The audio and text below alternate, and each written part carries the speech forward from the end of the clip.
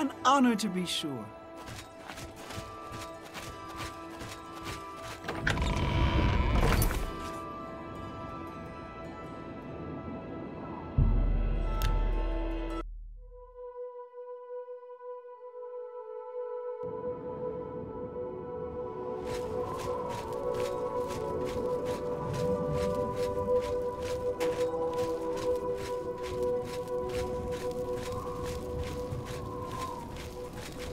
Thank Talos you've returned safely. Do you have the amulet? Please tell me you have some good news. Ah, good. You should take that to Martin right away. He'll be in the Great Hall reading. He's hardly taken time to sleep since you left.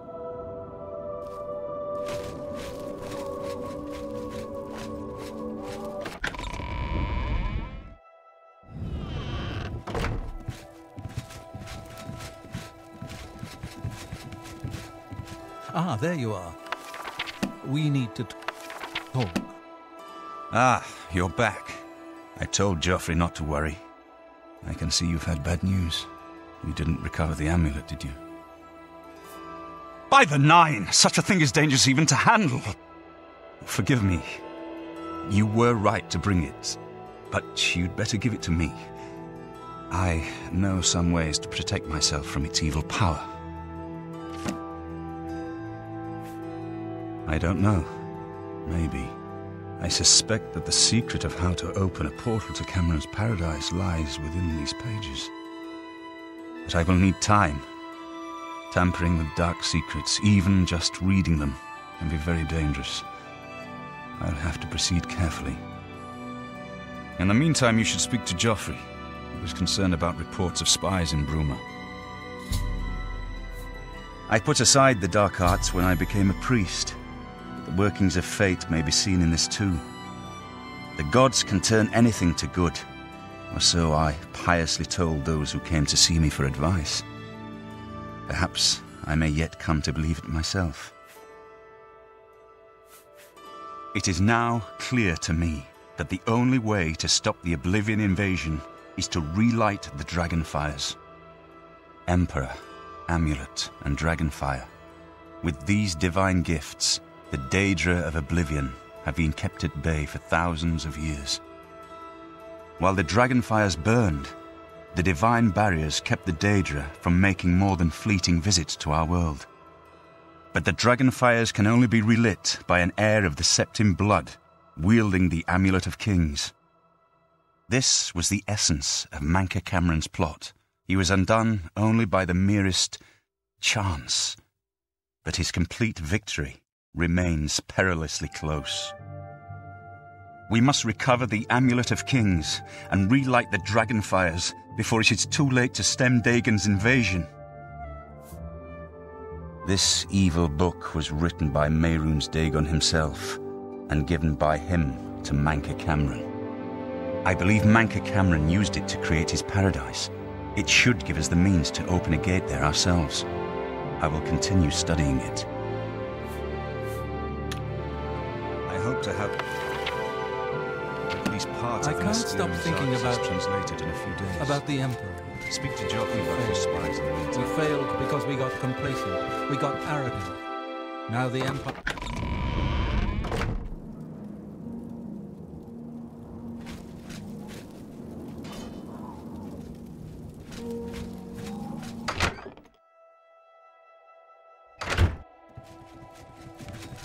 Ma'am. Good morning, ma'am.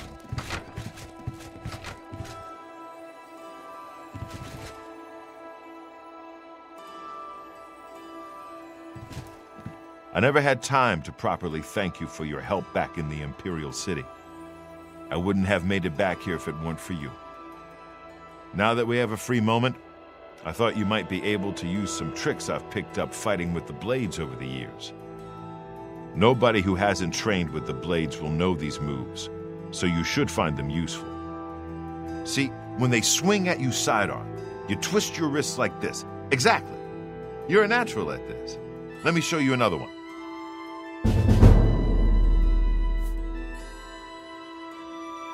I haven't been to Cloud Ruler since I was a young trainee. It feels good to be back. The blades have always been here, and always will be. If you need armor, weapons, or just a place to sleep, the barracks in the West Wing is available to any of us. Stay safe.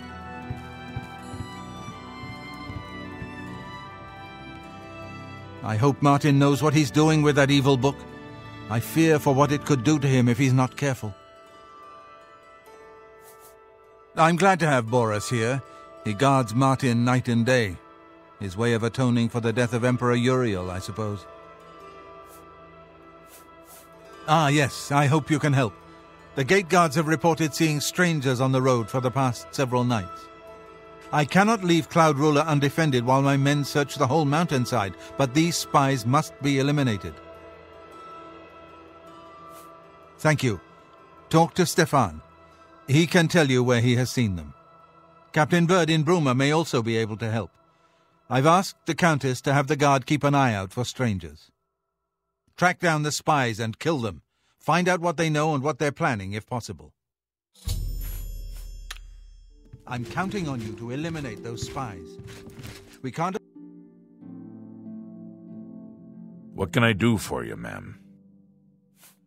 Aye, she's a beauty, isn't she? It's hard not to admire the stonework. That's some real craftsmanship, that is.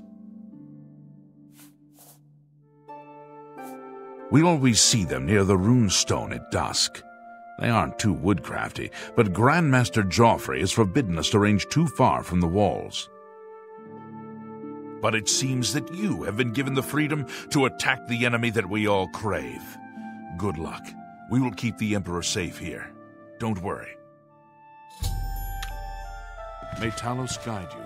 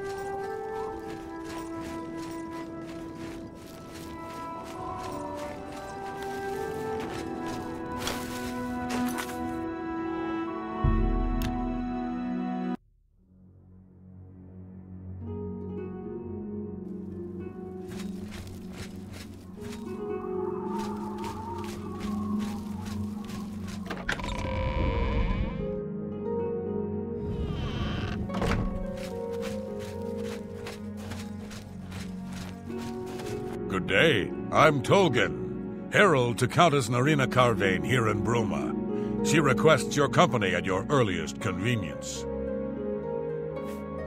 Countess Carvane would prefer if you speak to her in person. She also said to present you with this stipend as a taste of things to come. My lady holds court from 8 in the morning until 6 in the evening each day. That would be the best time to see her. Not that I can think of. People are mostly staying home, what with all the troubles in the world. Safe journey, my lady.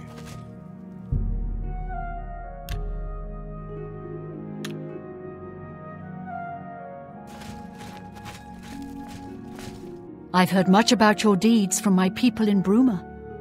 I trust the stipend Tolgan gave you whetted your appetite. Good point. Allow me to formally introduce myself. I'm Countess Narina Carvane. I assume you've noticed all the Akaviri relics I'm displaying. Well, it's safe to say I'm a collector of sorts. I've invested a great deal of time and money acquiring these bits of ancient history. In fact, I'd be so bold as to proclaim my collection the most complete in all Cyrodiil, perhaps even beyond. Except for one thing. A particular relic has eluded me for many years. Possessing this piece of Akaviri antiquity would make my collection complete.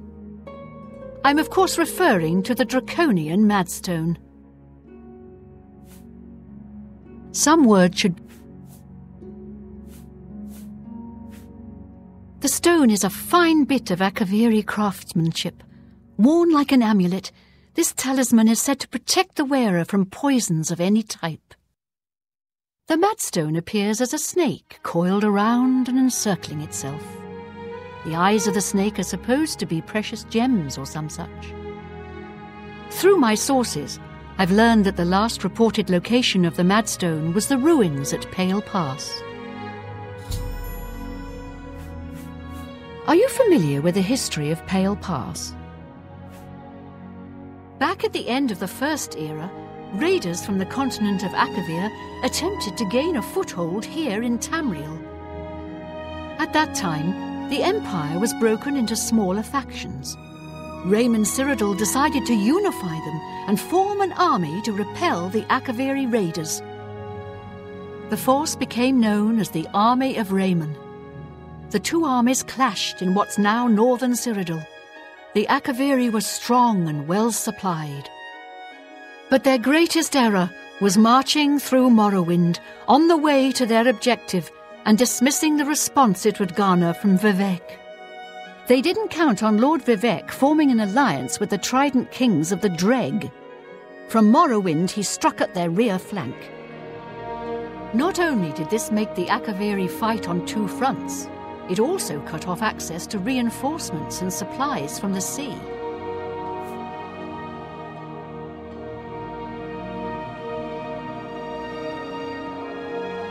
Not quite. The army of Raymond knew that the organized Akaviri forces were commanded from a hidden post in the mountains. Rumors placed it in a snowy vale called Pale Pass. That's where Raymond focused his attention. As his forces fought their way across the Gerald Mountains, the Akaviri suddenly surrendered. It was assumed they were overwhelmed and gave up. The only strange part was that the command post and Pale Pass were never found. It was dismissed as a rumor, and the army of Raymond celebrated. It's come to my attention that the post did exist, and it happens to be the last reported location of the Draconian Madstone. If you retrieve the Draconian Madstone for me, I'll be happy to compensate you by rewarding you with another Akaviri artifact. Are you game? I had a feeling you'd accept. Good. Then let me tell you how you're going to find the Madstone. I've come into the possession of a diary, written by an Akaviri messenger. I suspect that the text within can lead you to the ruins. Here's a translation of the passages we could still read. It was quite damaged. I've also included a rough map that was drawn in the diary as well. I'm also providing you with a unique key that was supposedly found with the diary. I'm assuming it'll prove useful when you arrive at the site. The Madstone awaits, and so does your reward if you retrieve it. I paid several scouts to try and find the ruins at Pale Pass before I hired you. They were only able to locate the first of a series of landmarks. These landmarks are mentioned within the diary. The one referred to as Dragonclaw Rock has been located. I'll mark it on your map. The rest is up to you. My scouts reported bitter cold and dangerous creatures in the area, so they couldn't proceed. Be cautious and return home soon. Good luck. May the path ahead be free of danger.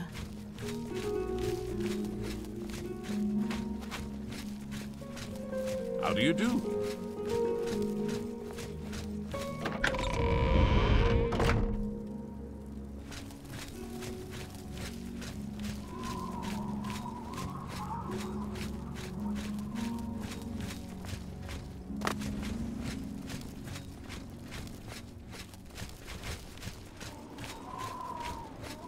State your business.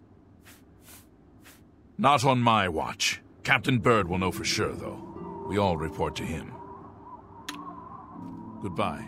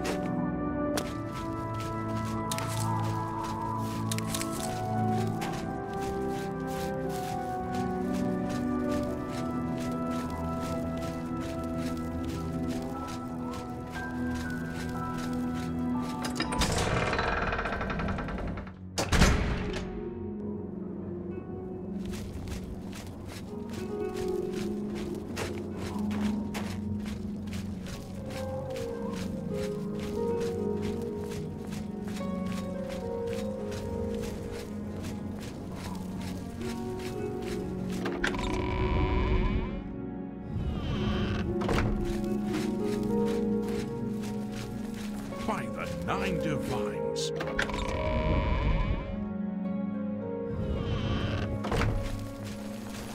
It's you? I'm Captain Bird, commander of the Bruma Guard. I've heard Edla Darkheart was once an assassin. I make sure my guards treat the local Nords and their ways with respect. Except for Gerald coming back from a trip down south, things are pretty quiet. Not much travel right now with the Oblivion crisis. I've told my men to keep a sharp eye out, but I've had no reports of any strangers in town. What about you? Turned up anything suspicious? God's blood! So she was the spy? Seems there's no one you can trust these days. Since you're working with Cloud Ruler Temple, I'm going to authorize you to search Gerald's house. I'll pass the word to my men. We won't interfere. I trust that you'll handle things. You too. How do you do? Let's hear it. I'm your relief. How are you? Hello there.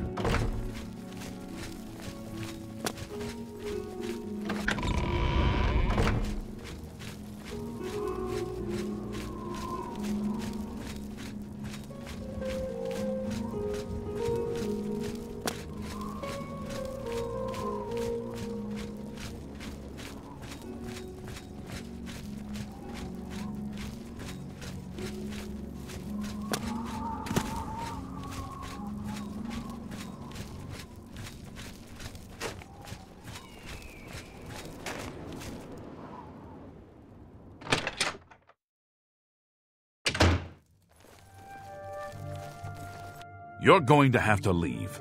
This is a crime scene, and no one other than ourselves, our Raynal Draelus, will be allowed access. The culprit in this crime has already been dealt with. It's just a matter of wrapping up the details. I'd tell you more, but frankly, I don't know who you are, so I'm not sure that I can trust you with that sort of information.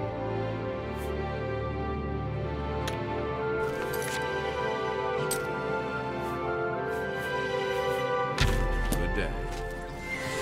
You're going to have to leave. The culprit in this crime has already been dealt with. I'd tell... All right. Every little... See, was that hard? I suppose there's no harm in telling you what happened. Word is bound to get around Bruma anyway. Turns out that Braden Lyrian is a vampire. Or was. If it wasn't for Rainiel Draelis, we may never have uncovered the truth. Let me explain. In the last week or so, we've found 2 bodies stashed in shallow graves outside the city walls. The bodies had puncture wounds on their necks. The bodies were those of some beggars who used to wander the streets looking for handouts. Vampire probably thought no one would miss them. Luckily for us, Rainiel arrived in town. He said he was a vampire hunter, so we asked for his help. He tracked the vampire to this house. When he entered the place around noon, Braden was sleeping. He was able to slay him at that point. Luckily, Braden's wife wasn't home. Poor thing. She didn't even know her husband was infected.